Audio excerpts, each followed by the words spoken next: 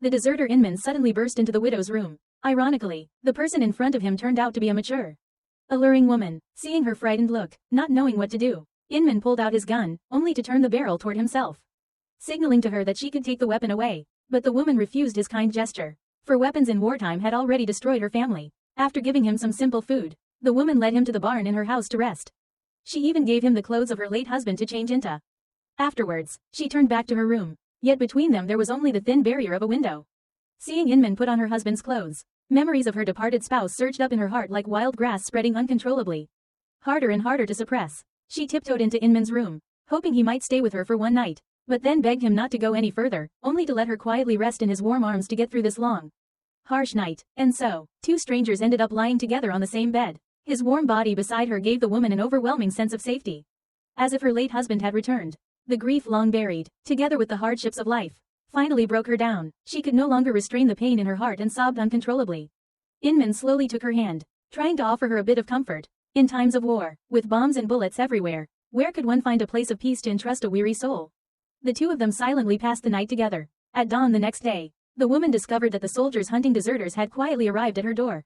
She hurriedly woke Inman, who was still fast asleep, and told him to quickly escape through the bedroom window. Though Inman wasn't caught, the cruelty of war had stripped the soldiers of all rules. Just to seize a few worthless items, they ruthlessly dragged the woman out of her house, stripped the clothes off her 3-month-old baby, and forced her to watch the child freeze. The woman had no choice but to hand over her last bit of food stores to survive the winter. But even so, they showed no mercy. Instead, they brutally dragged her into a room, preparing to commit vile acts against her. Who could have expected that Inman, who had just escaped, had secretly returned to the house and was silently approaching the soldier from behind? The man's accomplices, seeing the house too quiet, went in to check. The moment they entered, they saw their comrade violating the woman. Save some for us too. At that moment, the man at the door suddenly felt a pang of compassion. He carefully wrapped the baby in a blanket. It was precisely this action that stirred Inman's heart with pity. He forced the man to strip off his clothes. At first, Inman intended to let him go, but the man hadn't run far before the enraged woman shot him dead. In the pitch-black darkness of war, humanity flickered like a candle in the wind, gradually swallowed by shadow. Places once shining with human kindness were now nothing but cold desolation. Inman continued his journey homeward, because the only light in his heart was the girl far away in his homeland. 3 years earlier, in the town of Cold Mountain, a carriage carrying the preacher's daughter shattered the peace of the little town. The girl, with pale white skin and eyes like a sky full of stars, made every unmarried man in the town stop and stare. Inman was the youngest carpenter in town, and one of those who secretly loved her. To win Ada's affection, he sought help from the old neighbor lady, promising that once successful, he would help her cultivate her fields. With the old woman's help, Ada curiously brought some apples to Inman. Faced with Ada's warmth and initiative, Inman, not good with words, felt awkward. Everything he wanted to say stuck in his throat. His mind went blank. Perhaps Ada too felt curious and drawn to this quiet young man. She asked him directly if he had anything he wanted to say to her. But Inman stubbornly refused to admit it, trying to keep a deep, calm exterior. I just want to say thank you. The next day, Ada brought a piano back from the city. By chance, she met the old neighbor woman again. Since Ada had already spoken first to Inman before, the old woman had received her reward, Inman helping her plow the fields. Thinking of Inman's cold attitude that day, Ada couldn't help but complain to the old woman. The old woman reassured her that wasn't Inman's true self. He was warm and caring, but needed time to open up. She hoped Ada would remain cheerful and take more initiative. Because of that, Ada deliberately passed by where Inman was working and played piano on the carriage. The sound of the piano drew Inman in. He had to stop his farm work. The moment he saw Ada, his heart skipped a beat. A nameless, special feeling quietly bloomed in both of them. The church construction finished smoothly, and the preacher invited all the workers to his home for a celebration. After Ada performed a beautiful piano piece for everyone, she accidentally saw Inman standing outside the door, too shy to come in. So Ada pretended to bring wine out and deliberately went to talk to him. Upon hearing that Inman was about to enlist and head to the battlefield, she wanted to keep him back, yet the words stuck in her throat. Unspoken, all she could do was ask him for a photograph as a keepsake. A photograph? What photograph? A tin photo of you holding a gun, showing your courage. Are you mocking me? No, I just haven't fully understood you yet. Perhaps realizing he had been overly sensitive, Inman carefully apologized to Ada. The two of them gradually came to understand each other's character. The way they looked at each other began to change. Inman no longer seemed so shy and timid. He even went to Ada's house, giving her a music book left by his father, but secretly tucked his own photo between the pages. When Ada discovered it, she was deeply surprised and touched by this small gift. That photo became like a token of love, making their relationship even closer. During prayers in the church, they couldn't help but secretly glance at each other, as if their eyes carried unspoken words of affection. But suddenly, someone outside shouted, war had at last spread to North Carolina.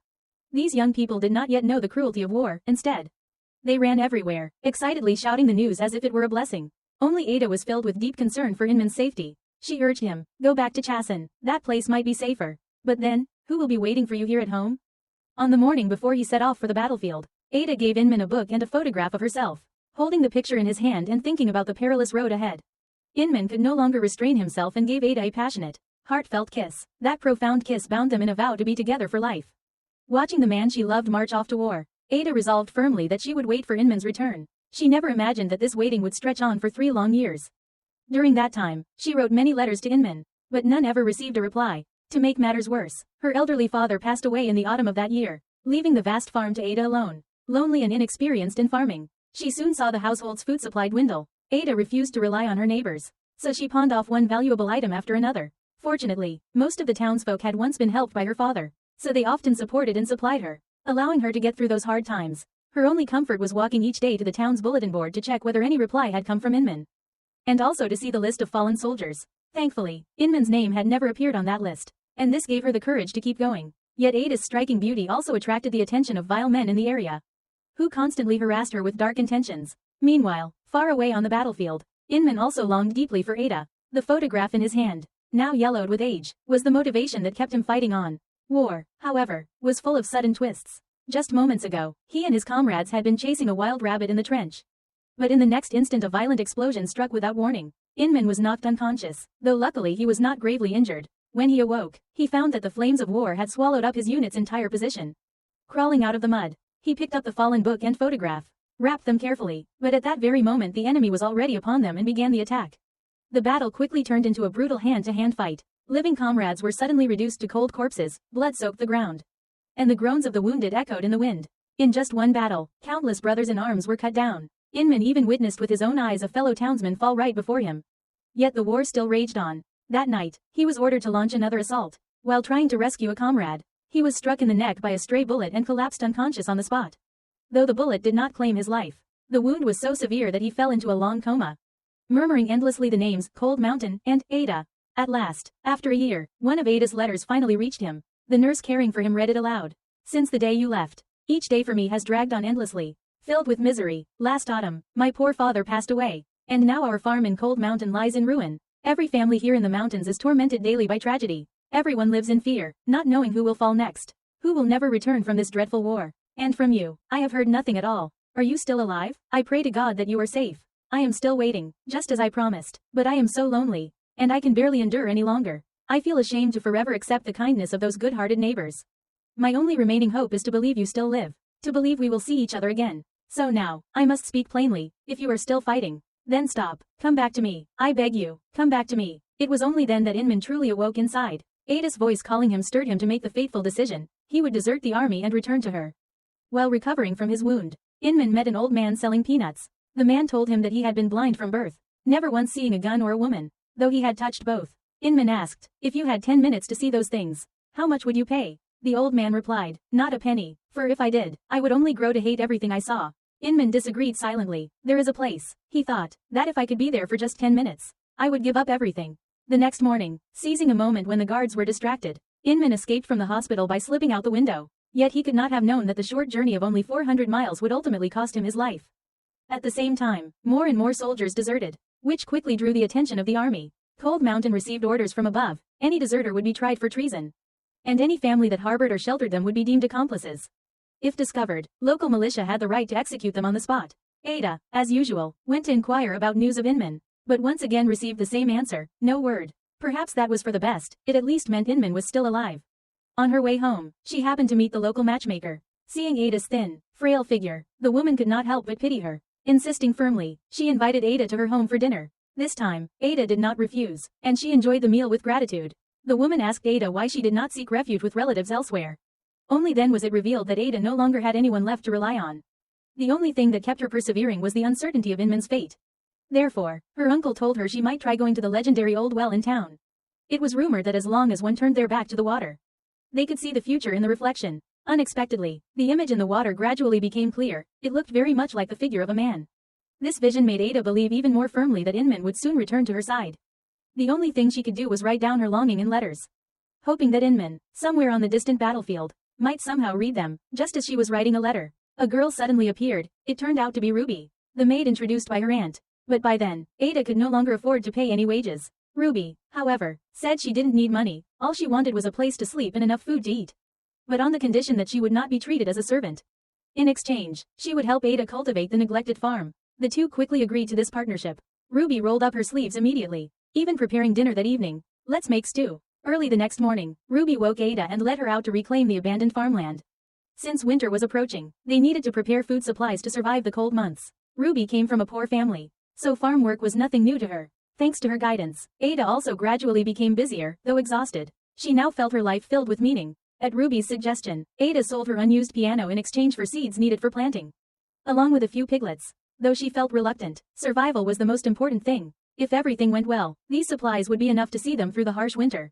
At the same time, Inman's journey home was far less smooth. The long trek, combined with his unhealed wounds, made each step painfully difficult. The 400-mile road home forced him to cross swamps and climb deep mountains. Along the way, he discovered that even tree bark and roots could fill his stomach, while small river crabs were unexpectedly delicious. His path home was full of natural obstacles, not to mention the soldiers hunting him. Fortunately, each time Inman narrowly escaped their pursuit. Since daytime was too dangerous, he decided to travel only at night. Yet he had not gone far before encountering a preacher named Vizi, who was sneaking about suspiciously. It turned out he intended to drown a black slave woman, because Vizi, under a hypocritical guise of kindness, had gotten her pregnant. Fearing exposure, he wanted to silence her. Inman raised his gun, stopping Vizi and saving the unfortunate woman. Before leaving, Inman tied Vizi to a tree and wrote down his crimes on paper to make them public. The next day, Inman encountered a group of runaway black slaves. He tried to buy a few eggs for $100, but they refused outright, for in times of inflation, supplies were scarcer than money. Inman had no choice but to remain hungry and continue on his way. While crossing the swamp, he unexpectedly met Vizi again. After his crimes were exposed, Vizi had been thrown out of his house by his wife and lost his position as preacher.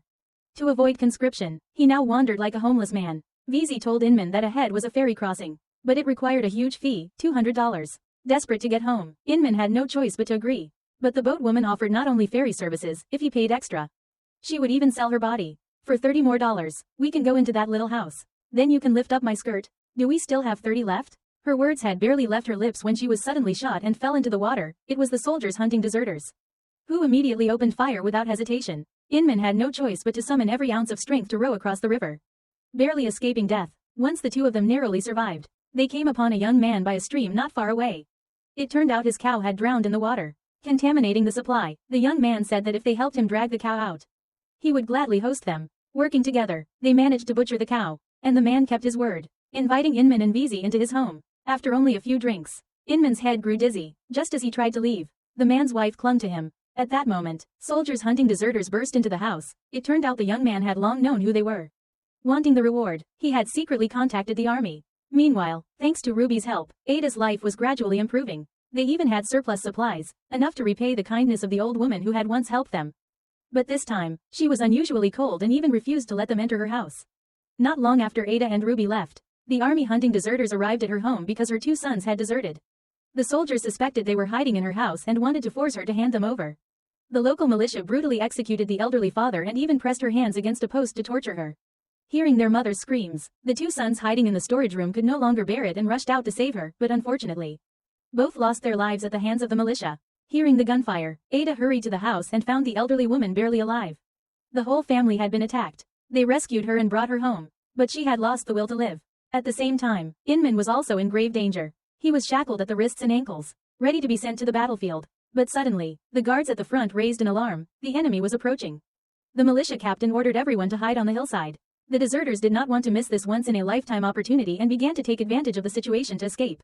The militia captain, fearing that gunfire would alert the enemy, ordered his soldiers to use bayonets instead of guns. When the militia almost caught up to the deserters, VC shouted loudly to draw the enemy's attention. Both sides immediately charged into a chaotic battle. Due to the difference in numbers, the fight quickly ended. When Inman regained consciousness, there was no one left alive around him. He tried with all his strength to flee, but the shackles on his body prevented him. At that moment, a shepherd with a long spear appeared by chance and saved his life. Inman remained unconscious for 3 days before waking up. I cannot stay here long. Sit down, or you'll fall again. I am a deserter. If they find me, you won't be safe either. What could they do to me? I am old, my days are few, he said. The elderly woman, unconcerned for her own safety, even killed a sheep to nourish Inman and helped bandage his wounds. Thanks to her care, Inman gradually regained his strength. Before he left, she not only gave him a short gun for self-defense but also gave him a sheep to provide food along the way. In the grim darkness of war, it seemed that the light of humanity had been swallowed by endless shadows. Yet there were always people like bright stars in the night sky, illuminating the light of hope. In the cold, rainy night, Inman inadvertently arrived at the woman's home. Inside, apart from the child crying from hunger, only the poor widow remained. This scene was shown at the start of the video. Before leaving, the woman who had tried to keep him safe reminded him that during such turbulent times, living fully in the present and warming each other was the most important thing. But Inman refused, because back home, someone important was waiting for him, the only reason he could persevere.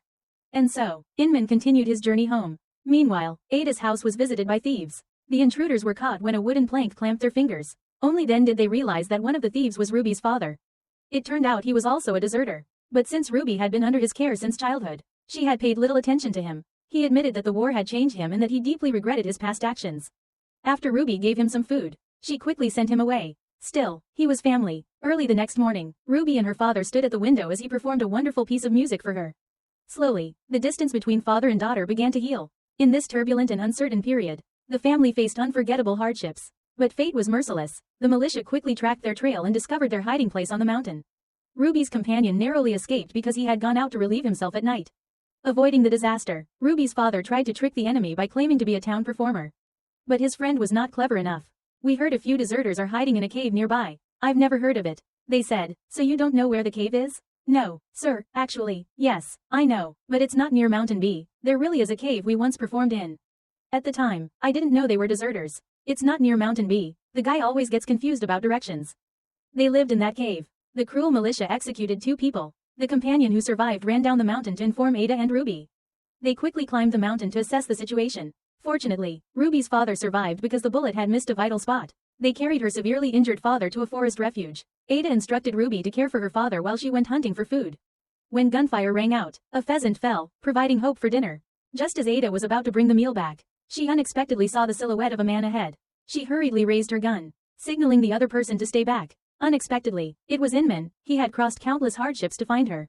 Years of waiting had transformed the young woman, once estranged from the world, into a strong, determined woman, holding a hunting gun in the countryside. The most handsome young man in Cold Mountain Town, who was now grown with a full beard, looked like a 50-year-old man. Ada could not recognize him immediately. Only when that familiar figure stirred memories deep within her did she truly confirm that it was Inman, the man she had longed for day and night.